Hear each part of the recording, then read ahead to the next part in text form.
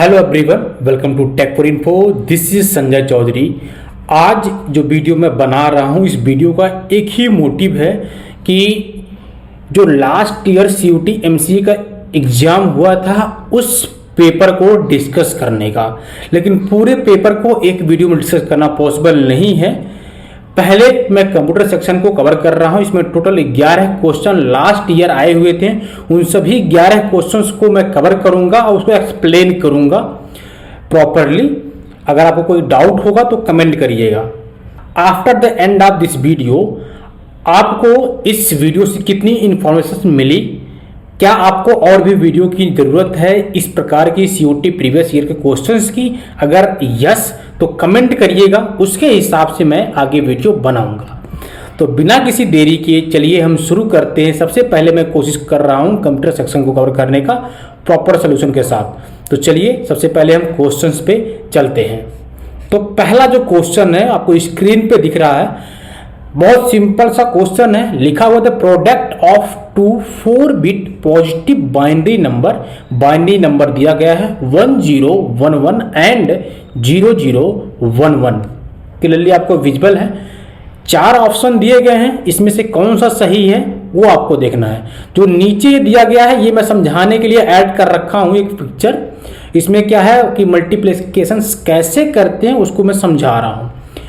जैसे आप नॉर्मली करते हैं, ठीक है, जैसे कि आपका डेसिमल नंबर्स का हो गया, उसी प्रकार इसमें भी करेंगे। थोड़ा सा डिफरेंस होता है, ठीक है। उसमें 1 से लेकर के 9 तक एंड 0 इंक्लूड होता है। अब बाइनरी नंबर में सिर्फ 2 डिजिट होते हैं, डेट इज 0 एंड 1, राइट। तो कैसे होता है, जैसे कि अगर 0 का मल्टीप्लाई 0 के साथ करेंगे तो 0 होगा। जैसा कि आपने ये चीज आपने डेसिमल नंबर सिस्टम में पढ़ा होगा कि 0 का मल्टीप्लाई किसी से भी करेंगे तो 0 होगा। सेम यहां पर भी होगा, किसी से भी मल्टीप्लाई 0 का आपका होगा तो 0 होगा। लेकिन अगर उसका मल्टीप्लीकेशन 1 से हो रहा है, 1 का 1 से हो रहा है, तो वो आपका 1 आएगा, राइट। सिंपल सा मेथड है मल्टीप्लाई करने का। अब इस क्वेश्चन को मैं सॉल्व करने की कोशिश करता हूं। तो सॉल्यूशन को मैंने लिख रखा है, इसलिए लिख रखा है कि टाइम आपका सेव हो। तो अब मैंने क्या किया है, 1011 को यहां पर नोट डाउन कर लिया। पहले मैं कलर थोड़ा चेंज कर लेता हूं, ठीक है।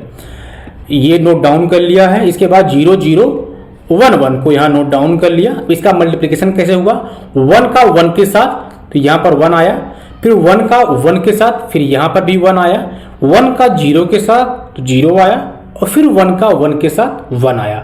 यानी कि सिर्फ 1 से मल्टीप्लाई 1 का होगा तभी 1 आएगा, नहीं तो हर एक केस में 0 आने वाला है। इसको ध्यान में रखिएगा।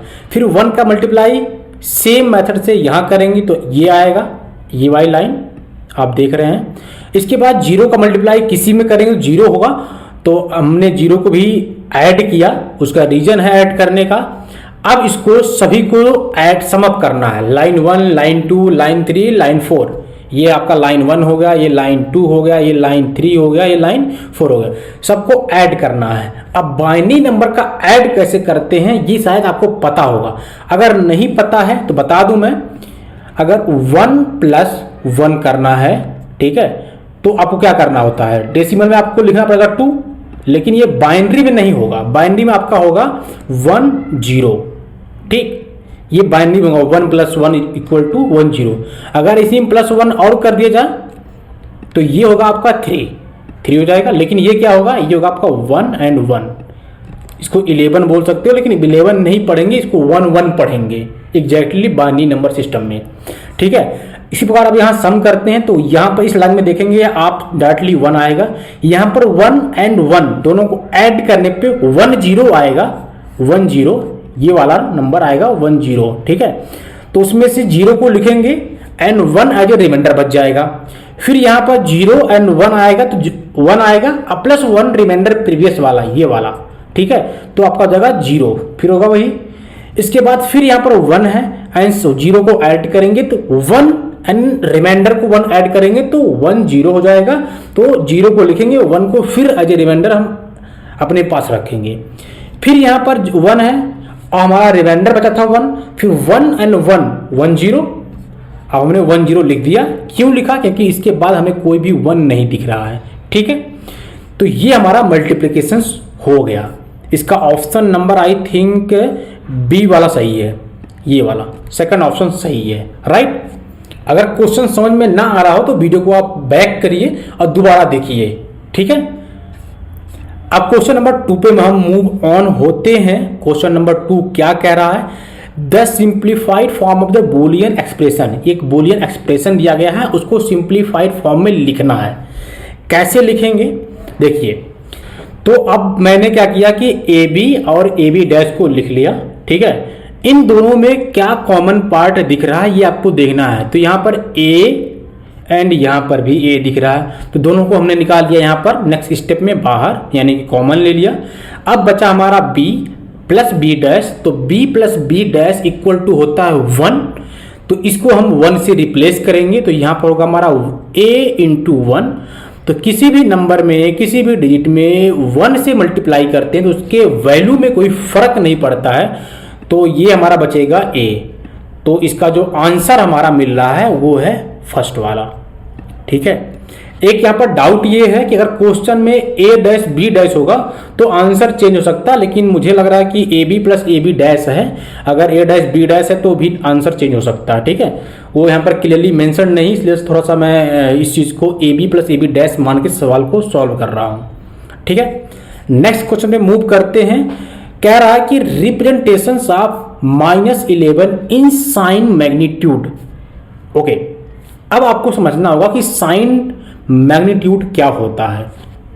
साइन मैग्नीट्यूड सिंपली क्या होता है कि जैसा कि नाम से लिखा है sign magnitude. Sign means symbol, magnitude means उसकी वैल्यू एग्जैक्टली, यानी कि कोई भी वैल्यू है उस वैल्यू में अगर साइन आ जाए, यानी कि नेगेटिव आ जाए पॉजिटिव आ जाए, तो वो साइन मैग्नीट्यूड कहलाएगा। रिप्रेजेंट करने का तरीका होता है, जैसे कि -11 प्लस 11, ठीक है।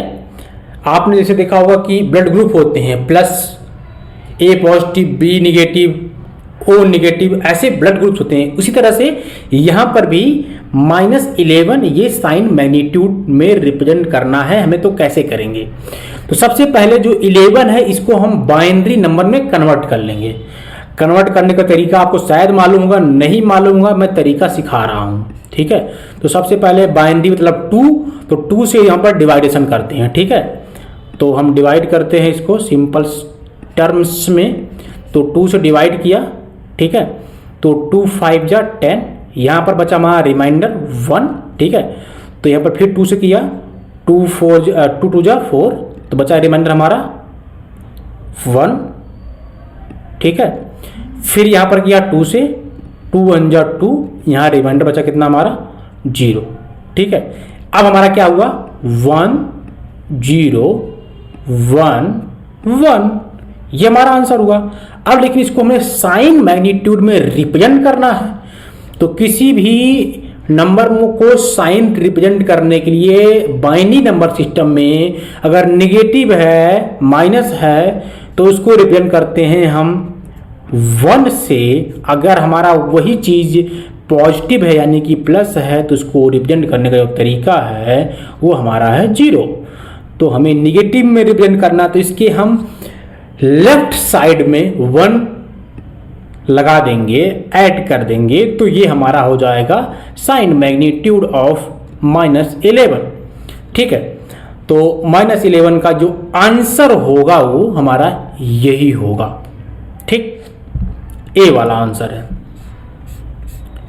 क्वेश्चन नंबर 4 पे मूव ऑन होते हैं।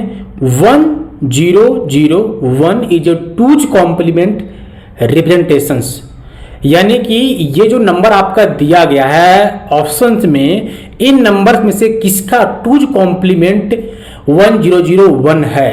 तो सबसे पहले हम स्टार्ट करते हैं ऑप्शन नंबर ए से।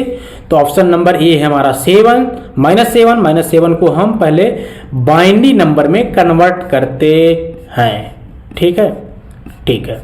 2 से डिवाइड किया, 2 3 जा 6, यहाँ बचा हमारा रिमाइंडर 1, उसके बाद 2 1 जा 2, रिमाइंडर बचा हमारा 1।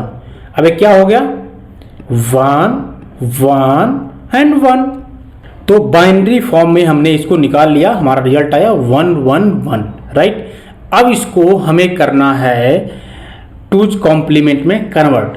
तो उसके लिए हम क्या करते हैं, टूज कॉम्प्लीमेंट करने के लिए पहले जो नंबर हमारा आया उसको हम फ्लिप कर देते हैं। फ्लिप का मतलब अगर 0 है तो 1 और 1 है तो 0, तो इसको हम सारे को 0 कर देते हैं सबसे पहले। ठीक है, 0 मिल गया। अब इसमें क्या करते हैं, ये हो गया हमारा वंस कॉम्प्लीमेंट। क्या होगा, वंस कॉम्प्लीमेंट। टूज कॉम्प्लीमेंट करने के लिए +1 कर लेंगे हम इसमें। +1 करने के बाद हमें मिलेगा 0 0 1। अब इसको बनाना हमें है साइंड फॉर्म में, -1 करना है। -1 करने के लिए इसमें 1 को ऐड करना होगा, क्योंकि नेगेटिव को रिप्रेजेंट करने के लिए 1 से करते हैं और प्लस को रिप्रेजेंट करने के लिए 0 से करते हैं। इसलिए -7 है तो -7 में माइनस को रिप्रेजेंट करने के लिए हम 1 को यहाँ पर सम करेंगे, यानी कि ऐड करेंगे। ठीक है, तो ऐड करने पर मिलेगा हमारा 1001, यानी कि ऑप्शन नंबर ए हमारा सही है। ठीक, अब मूव करते हैं क्वेश्चन नंबर 5 पे। क्वेश्चन नंबर 5 थोड़ा सा टाइम कंज्यूमिंग है। ठीक है, तो इसको मैं ध्यान से समझने की कोशिश करिएगा। 2 लिस्ट दिए गए हैं, list first and list second. दोनों में से 4 ऑप्शन दिए गए हैं, A B C D। इन चारों ऑप्शन को फर्स्ट सेकंड थर्ड फोर्थ से मैचिंग करनी है, जो करेक्ट उसका आंसर है, जो करेक्ट सॉल्यूशंस है। राइट, तो कैसे करना है ये मैं बता रहा हूं आपको। सबसे पहले A वाला को हम देखते हैं, मतलब x + y डैश। अब x प्लस ब्रैकेट के बाहर डैश, तो इसका मतलब हो गया, इसको अगर मैं एक्सपेंड करूं यूजिंग डी मॉर्गन थ्योरम, तो डी मॉर्गन थ्योरम के अकॉर्डिंग x + y डैश को अगर हम अलग अलग करें तो उसको हम x डैश + y डैश भी लिख सकते हैं according to De Morgan theorem. तो इसका पहले का जो ऑप्शन होगा वो सेकंड होगा। ठीक है, अब देखिए इसमें से पहले का कौन कौन सा सेकंड ऑप्शन है, तो फर्स्ट है, सेकंड है और थर्ड फोर्थ जो है ही नहीं, तो इनको आप ऐसे भी कट कर सकते हैं। 2 ऑप्शन आपसे खत्म हो गए। ठीक है, अब हम देख लेते हैं ऑप्शन नंबर बी। ठीक है, x + 1। x + 1 को सॉल्व करने से पहले थोड़ा सा ये टाइम कंज्यूमिंग है, तो उसके नीचे वाला सॉल्व कर लेते हैं, सी वाला। सी क्या है, x × y डैश। इसी को भी जस्ट सेम टू सेम करेंगे डी मॉर्गन थ्योरम के अकॉर्डिंग, तो x डैश × y डैश इस तरह होगा। तो इसका जो आंसर होगा वो थर्ड वाला होगा। अब देखिए कौन से ऑप्शन में a का सेकंड एंड c का थर्ड मिलता है, a का सेकंड एंड c का थर्ड, तो ऑप्शन नंबर ए मैच कर रहा है, तो ये श्योर है, ये आंसर करेक्ट है। चाहे तो और भी आप सॉल्व कर सकते हैं, इसको भी आप सॉल्व कर सकते हैं। ठीक है, एंड x + 0 तो x ही होता है, तो इसका भी आंसर जो है 4th ही है, और इसको सॉल्व करने के लिए कोई बड़ी चीज़ नहीं है। मैं आपको समझा देता हूँ कि x + 1 कैसे 1 आएगा। देखिए x + 1 है, इसमें आपको क्या करना है, इसको आप ब्रैकेट के अंदर कर सकते हैं, एंड किसी भी नंबर में 1 से अगर मल्टीप्लाई करें कोई दिक्कत नहीं होती है, तो इसको आगे हम बढ़ाते हैं, x + 1 मल्टीप्लाई बाई, इसको 1 को हम लिख सकते हैं x + x डैश। राइट, अब दोनों का आपस में मल्टीप्लिकेशन करते हैं, तो एक आपने प्रॉपर्टीज पढ़ी होगी जो है, उस प्रॉपर्टी को यहां पर हम देखते हैं, जो प्रॉपर्टी क्या है कि x + y का अगर मल्टीप्लिकेशन हम x + z के साथ करते हैं, ठीक है, तो हमारा रिजल्ट क्या आता है, x + y × z, ये हमारा रिजल्ट आता है। ठीक है, ये हमारी एक प्रॉपर्टीज है, इसको आप समझ लीजिए, याद कर लीजिए। ठीक है, इस प्रॉपर्टी के अकॉर्डिंग x यहां पर सेम है, लेकिन यहां पर z की जगह पे 1 है, y की जगह पे x डैश है, तो क्या होगा हमारा यहां पर answer, x + 1 × x dash. Right, अब किसी भी नंबर में 1 से मल्टीप्लाई करने में कोई फर्क नहीं पड़ता, तो ये हमारा होगा x + x डैश। राइट, अब क्या होगा, x + x डैश की वैल्यू क्या होती है, 1 होती है, जो कि हमने यहां पर किया था, तो इसकी वैल्यू जाएगी हमारी 1। आई थिंक आप लोग को ये चीज़ें क्लियर हो गई होंगी। इसके बाद कोई डाउट हो तो हमें कमेंट करके बताइएगा। नेक्स्ट क्वेश्चन है क्वेश्चन नंबर 6। क्वेश्चन नंबर 6 थोड़ा सा कॉम्प्लिकेटेड है। इसमें क्या क्या कहा गया है, 2 स्टेटमेंट दी गई हैं, ठीक है। दोनों स्टेटमेंट सही है या नहीं सही है वो आपको बतानी है। तो लिखा गया है 0 1 1 0 1 1 is a two's complement representation of -37।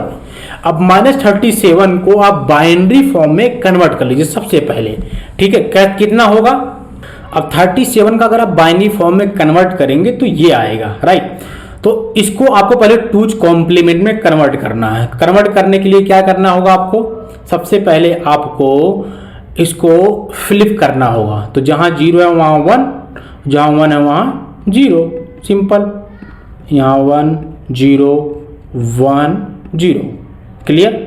अब इसमें +1 करना है। +1 करने पे क्या मिलेगा हमारा, 1 1 0 1 1 0, ये हमारा आंसर हुआ।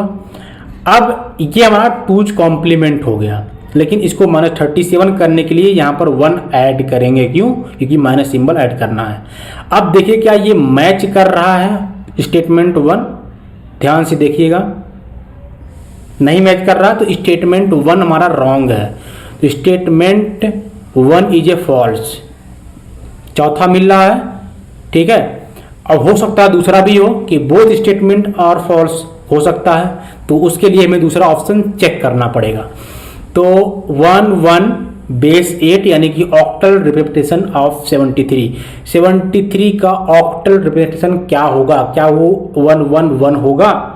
तो 73 को ऑक्टल फॉर्म में कन्वर्ट करने के लिए सबसे पहले इसको बाइनरी फॉर्म में कन्वर्ट करिए, ठीक है। तो बाइनरी में कन्वर्ट करने के लिए सिंपल से 2 से मल्टीप्लाई डिवाइड करना है। डिवाइड करने के बाद आपको मिलेगा, मैं लिख रखा हूं 1 0 0 1 0 0 1, राइट। ये आपका का 73 का बाइनरी फॉर्म में। अब आपको 3 3 का पेयरिंग करना है राइट साइड में, ठीक है। 3 3, यहाँ 3 3 नहीं है तो 2 0 आप ऐड कर लो, क्योंकि 0 ऐड करने में कोई फर्क नहीं पड़ेगा, राइट। अब ये क्या होगा हमारा, इसको 1 लिख सकते हैं, इसको भी 1 लिख सकते हैं, ये भी 1 है। तो हमारा क्या मिला, ये 1। ये हमारा ऑक्टल फॉर्म में कन्वर्ट हो गया, 1 ये हमारा ऑक्टल फॉर्म में। तो 73 को ऑक्टल फॉर्म में लिखने पे 1 1 1 मिलेगा। तो स्टेटमेंट 2 इज ए करेक्ट। तो हमारा जो ऑप्शन है वो फोर्थ वाला सही है। Statement 1 is a false, 2 is a correct, right. Question number 7 पे मूव करते हैं। ये भी क्वेश्चन थोड़ा सा लेंदी है, टाइम कंज्यूमिंग है। इस तरह के क्वेश्चन पूछे जाते हैं, ठीक है। इस तरह के क्वेश्चन आपको हर एक सेक्शन में मिलेंगे, राइट। तो इसके लिए आपको प्रिपेयर होना है। पहला क्वेश्चन क्या है कि आपको यहाँ पर असर्शन दिया है, रीजन दिया गया है। क्या मतलब इसका हुआ कि आपको एक लाइन दी गई है, लाइन का मतलब एक स्टेटमेंट दिया गया। क्या वो स्टेटमेंट 2 को यानी कि रीजन को वैलिड करता है, वेरीफाई करता है, या उसका सही एक्सप्लेनेशन है या नहीं है, राइट। तो असर्शन को देखते हैं। Binary information is represented in the digital terms of 0 and 1।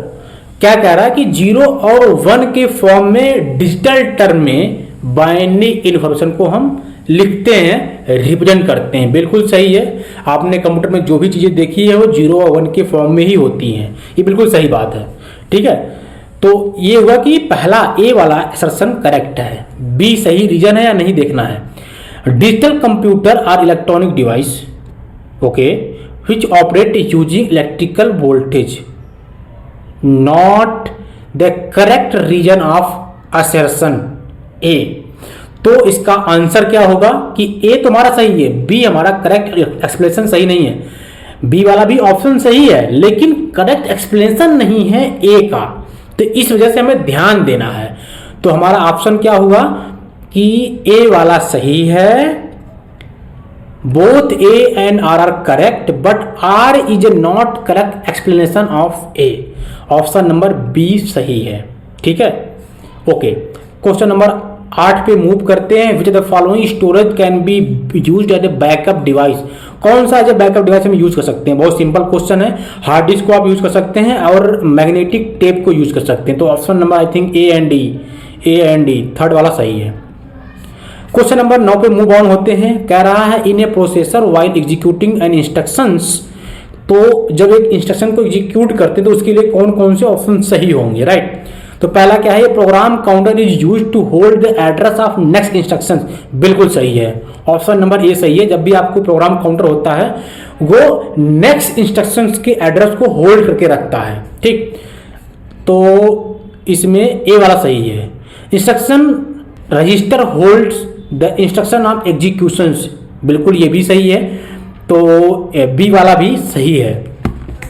तो इस तरह से अगर आप ध्यान से देखेंगे तो ए वाला ऑप्शन आपका सही है, A and B. C D E सही नहीं है, क्यों बता रहा हूं आपको। रीजन क्या है, इसमें दिया गया कि ई वाला क्लॉक जनरेट कंट्रोल सिग्नल नहीं, क्लॉक जनरेट कंट्रोल सिग्नल नहीं करता है, ठीक है?